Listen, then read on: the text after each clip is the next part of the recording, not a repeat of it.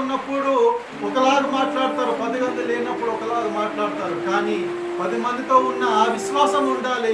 ఒంటరిగున్న ఆ విశ్వాసము వచ్చిందకే దేవుని బిడ్డలారా. కాబట్టి నీ భక్తి, నీ విశ్వాసము మనుషులకి తెలియవలసిన అవసరం లేదు. నీ దేవునికి తెలియాలి, నీకు మాత్రమే తెలియాలి దేవుని బిడ్డలారా. కాబట్టి మన విశ్వాసాన్ని మనం ఏనా కాపాడుతుందకే కాపాడబడుతుందకే దేవుని బిడ్డలారా. కాబట్టి ఇక్కడ ఒక స్త్రీ మరి విశ్వాసంతో విసుకక ప్రార్థన చేస్తుంది. ఎలికి మారికి దేవుని పనిలోనికి విసుకక ఇలా సరే, ప్రార్థనలో పట్టుదల ఇలా సరే, వాక్యంలో పట్టుదల ఇలా సరే, దేవుని యొక్క వాక్యము చదవడంలో పట్టుదల ఇలా సరే, దేవుని గణపరిచే విషయంలో పట్టుదల ఇలా సరే, సాతాను గాడు ఏనాకేమిచ్చి మంగే మహాత్ములు